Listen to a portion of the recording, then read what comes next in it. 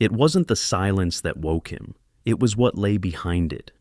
The night in Ouagadougou was unnaturally still, a silence so deep it hummed in President Ibrahim Traoré's ears like a warning. He stood by the tall palace window, watching the capital sleep under a sky thick with dust. The wind stirred faintly, dry and restless. But it wasn't the wind that troubled him. Something was wrong.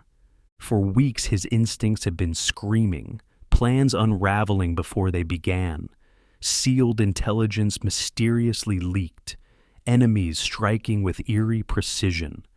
It wasn't luck. It was betrayal. And not from the outside. There was a traitor in his house. He could feel it in his bones, the kind of knowledge that doesn't come from evidence, but from intuition honed in battle. Burkina Faso had clawed its independence back from foreign hands. The gold, the land, the dignity. Traoré reclaimed it all. He had expelled foreign troops, silenced puppet voices, and gave his people a future that was theirs. But the world powers don't like losing. When they can't control you with guns, they send whispers, spies, snakes. And one of those snakes was close, too close. The first break came from the north. A young officer, Captain Naba Zongo, intercepted a strange radio signal. He had been scanning frequencies near the border, expecting routine chatter. Instead, he found a transmission hidden inside a farming report. But this wasn't about crops. It was a map. It had names, it had routes, and it carried secrets only known to the president's inner circle. Traoré called a midnight meeting. No phones, no aides. Just his most trusted people, the ones who had stood by him in revolution. When Zongo spread the documents across the table, the room turned to stone. At the top of the list was a name, Colonel Désiré Ouattara, his old friend, a brother in arms, the man who once pulled him from a battlefield soaked in fire. Now, the man who sat beside him in the council chambers was feeding secrets to foreign agents. No one moved, no one breathed. Traoré looked around the table, his voice a low command. No arrests. Not yet. If there's a snake, we don't crush it. We follow it to the nest.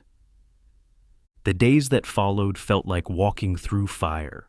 Traoré kept his mask on, shaking hands, giving speeches, issuing orders. But behind the scenes, the hunt had begun. Captain Zongo led a covert team, tracking Ouattara's every move, phone taps, tail cars, shadow surveillance. And then they saw it. Late at night, Ouattara would leave the palace without security, slipping into a black car, always alone, always to the same place, a quiet, unassuming house near the French embassy. From the outside, it looked abandoned. But Traoré knew better. A camera was hidden across the street. One night, the lens caught it all. Ouattara entering the house and meeting two foreign men in suits, one American, one European. They gave him a suitcase. He gave them a file. Inside, President Traoré's travel schedule, military routes, security rotations. It wasn't just betrayal. It was treason.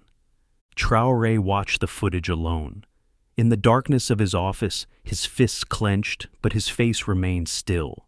This man, this brother, was selling the future of their people like scraps on a market table. But Ibrahim Traoré didn't rage. He calculated. He picked up the phone and said just 2 words to Captain Zongo. It's time.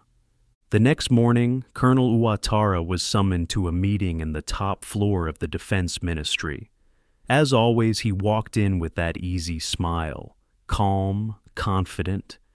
But this time, there were no greetings, no chairs, no masks, just 10 armed guards, and the president himself. Traore stepped forward. "You were my brother," he said, voice low and heavy. "Why?" Ouattara said nothing. "You sold your country. For what? Dollars? Promises? You think they'll protect you when they're done using you?" Still silence. Then Zongo opened the black suitcase. Money, tracking chips, a USB drive. "You're not going to prison," Traore said, his tone now ice. "You're going to talk." And then the storm came. Ouattara sat alone in a windowless underground room. No time, no sound, no escape. The once proud soldier was now hollow-eyed and hunched. He hadn't slept in days. Behind a one-way mirror, President Ibrahim Traoré watched him, expression unreadable. This was the man he once shared battles, bread, and dreams with. Now just another weapon aimed at the heart of a free nation. Outside, the wind howled again. But this time, it wasn't warning. It was war. It began with a click. A tiny USB drive, no larger than a coin, landed on the cold steel table. Captain Zongo's face was hard, unblinking. "We opened it," he said. "It's all there, every file, every whisper, every secret you gave them." Colonel Desiré Ouattara said nothing. His eyes dropped to the floor. Zongo didn't need him to speak. Not yet. "You think silence will save you?" he said, leaning closer. "You think they'll come for you? When they find out you've been caught, they'll toss you out like garbage. You're not one of them. You were just useful." Still no response, just the tick of a clock. Minutes became hours, and then the dam broke. Words poured from Ouattara like floodwaters. The whole truth, ugly and raw. The American and European agents first came with flattery, then money, a promise of luxury, a home in Paris, a UN job, power. After Ibrahim fell, their plan was simple: take the gold, take the land, control the politics, then use a puppet to rule. And Ouattara believed them. "I thought they would protect me," he said, voice barely a whisper. "But now I see. I was just a pawn." The door opened. President Ibrahim Traoré walked in, not as a man seeking revenge, but as a leader delivering judgment.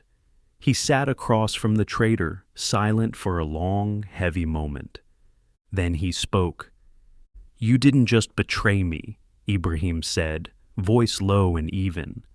"You betrayed the mothers in the villages, the soldiers bleeding on the front lines. You sold their future for a lie." Ouattara couldn't lift his head. "I'm sorry," he whispered. Ibrahim stood, not with anger, but with resolve. "You'll answer for what you've done, but first, you'll help us finish this." And so, a new war began, not with bullets, but with deception. A shadow war. With Ouattara as the bait, a plan was set in motion. The traitor became a double agent. Every piece of false intel he sent was a trap. Every message received gave Burkina Faso insight into its enemies. One by one, the foreign agents began to fall.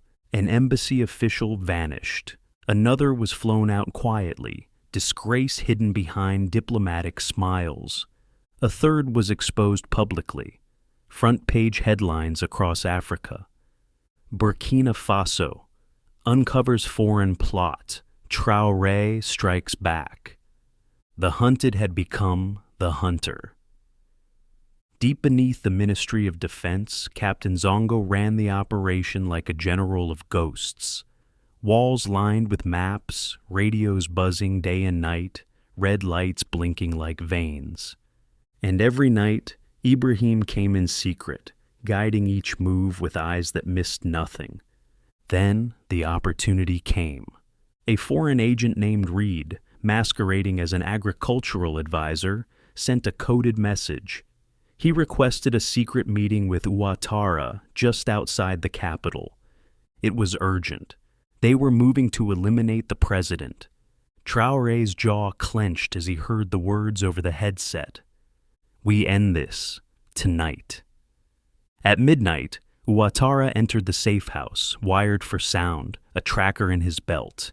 His hands trembled, but his heart was steady. He knew this might be his end, but for once, he chose his country. Inside, Reed and another European agent waited. "You've been quiet," Reed said coldly. "Is the president suspicious?" "He trusts me," Ouattara lied, sliding over the fake documents. "We're ready for the next phase." Reed leaned in, "Then prepare. He falls before the election. We finish him." Outside, President Traoré listened. He gave the order. The room exploded into chaos. Zongo's team, silent as smoke, swept in. Guns drawn, no shouting, no mercy. "You're under arrest," Zongo declared. "You have no right," Reed shouted. "We're diplomats." Zongo's voice was stone. "Not tonight." As the agents were dragged out, President Traoré stepped into the room. No guards, no weapons, just the quiet power of a man who had nothing to prove. Reed glared at him. "You think you've won?" "I didn't win," Ibrahim said softly. "Burkina Faso did." The next morning, the sun rose differently over Ouagadougou. The streets buzzed with whispers and pride. Radios played news reports on loop. Markets paused as people gathered around to hear one name, Traoré. The man who caught the snakes. The lion who did not kneel. That evening, standing on a rooftop of the Kosiam Palace, Ibrahim looked out over the city. The dust had cleared. The light was golden. He didn't smile. His eyes burned, not with victory, but with duty. Later that night, he stood before the nation. No long speech, no pomp, just a soldier in uniform. "I speak to you tonight not as your president," he said, voice steady, "but as your brother, your son, your soldier." He paused. The country held its breath. Foreign powers tried to poison us from within. They used one of our own. They tried to take our future, but they failed. Cheers erupted across the country, from villages with no electricity to cafes in the capital. The people felt it in their bones. Something had changed. "I will never sell this country," he said. "Not for gold, not for deals, not for power." He raised his hand. "This is my oath. I will never kneel to foreign masters, never again." His words struck like thunder. Across Africa, young leaders took note. Elders nodded. The people knew what they had now. A president, a warrior, a symbol. That night, under the stars, Ibrahim sat with Captain Zongo. "You did well," he said. "I followed your lead, sir," Zongo replied. Ibrahim looked to the sky, calm but watchful. "They'll try again. Different face, same plan." Zongo nodded. "Then we stop them again." Ibrahim's voice was quiet but unshakable. "As long as we stand together, they'll never take this land." And with that, the lion rested, but only for a moment. Because guardians of nations don't sleep for long. They rise again and again with the people, and they fight, in silence, in shadow, for home. Sometimes history doesn't begin with an explosion. It begins with a whisper and a USB drive. The room was dimly lit, a single lamp casting long shadows across the concrete walls of the underground briefing chamber. The air was thick, not just with dust, but with the weight of betrayal. Captain Naba Zongo entered silently, placing a small object on the steel table. A USB drive, black, plain, innocent in appearance, but within it lived treason. "We opened it," Zongo said. His voice was low but charged.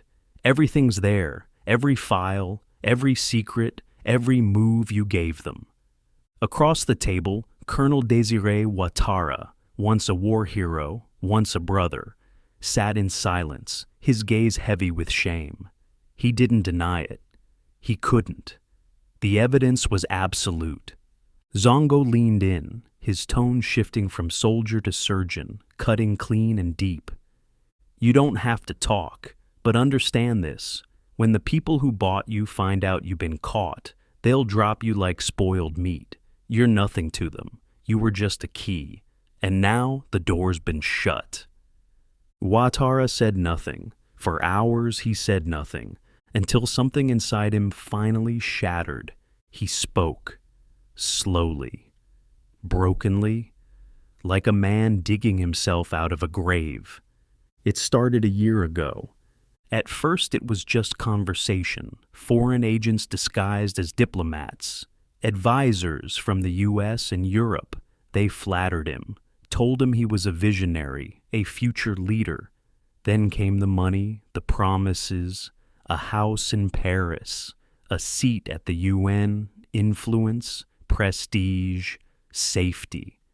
All he had to do was play his part, undermine Ibrahim Traoré from within. "I thought they would protect me," Ouattara said, barely audible. "But now I see. I was just a tool, a shadow with a price tag." The door creaked open behind him. President Ibrahim Traoré stepped in, his boots echoing with a deliberate rhythm. He didn't shout. He didn't accuse. He simply sat, placing his eyes on the man he once called brother. "You didn't just betray me," Ibrahim said, voice calm but laced with steel. "You betrayed mothers in the villages, soldiers bleeding in the bush, children still learning what hope means. You sold our future." Ouattara couldn't meet his eyes. "I'm sorry," he whispered. Ibrahim stood. "You'll answer for this," he said, "but first, you'll help us finish what they started." Ouattara became a ghost in reverse, once hidden, now visible only to the few who needed to know. Burkina Faso's shadow war had begun. Using his contacts, they began feeding false intelligence back to the foreign handlers. Fabricated documents, staged plans, fake operations. Every lie was a thread in a web, and the spies walked straight into it. One embassy official vanished in Dakar. Another was discreetly expelled from Bamako.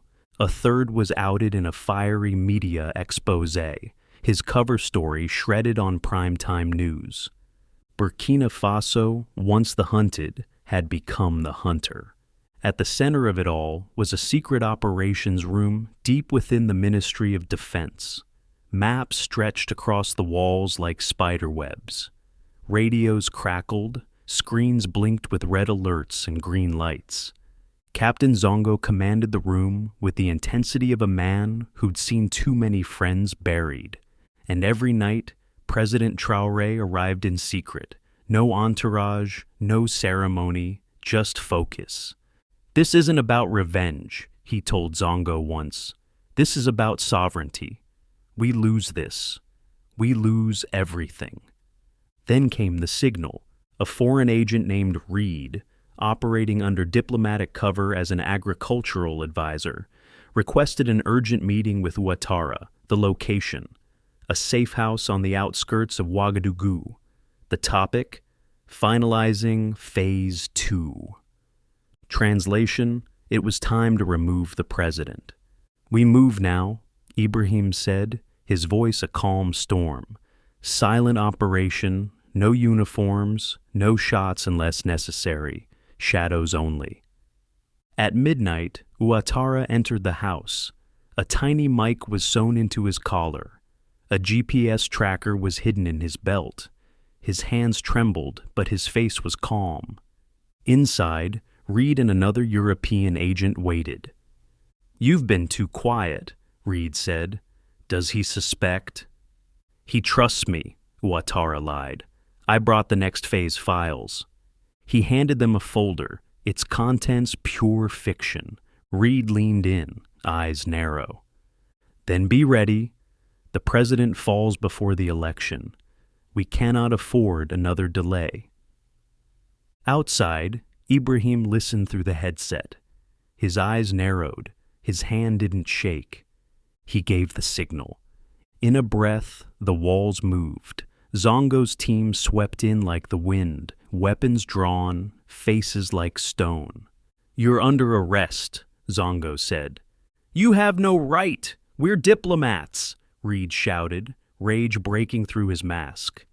"Not tonight," Zongo replied. "Tonight, you're just criminals in a foreign land." And then, through the broken silence, Ibrahim walked in.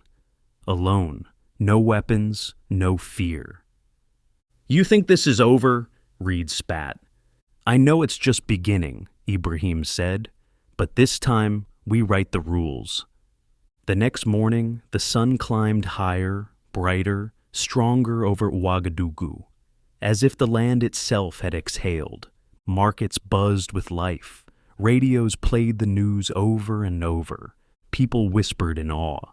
He caught them. He caught them all. In the palace, Ibrahim stood alone on the rooftop. Below him, life went on. But above it all, he carried the weight of truth, of betrayal, of duty.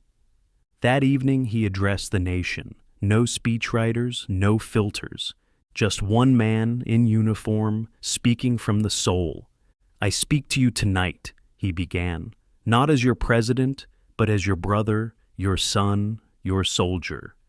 His voice was clear, steady. "They tried to poison us from within, with lies, with gold, with one of our own. They thought we would fold. They thought we would kneel." He paused. The air was electric. But they were wrong. From city squares to mountain villages, the crowd roared. "I will never sell this land, not for power, not for comfort, not for fear." He raised his right hand, clenched in a fist. "This is my oath. I will never kneel to foreign masters, never again." Later that night, under the stars, Ibrahim sat with Captain Zongo on the palace balcony. "You did well," he said softly. "I followed your lead, sir," Zongo replied. Ibrahim looked up at the sky, dark, endless, full of questions. "They'll try again," he said, "maybe with new faces, new tactics." Zongo nodded. "Then we stop them again." Ibrahim turned to him, a small nod of approval. "As long as we stand together, they'll never take this land." And with that, the lion rested, but only for a moment. Because men like Ibrahim Traoré, men who carry the weight of freedom, don't sleep for long. They rise again and again with their people, and they fight in silence, in shadow, with fire in their hearts,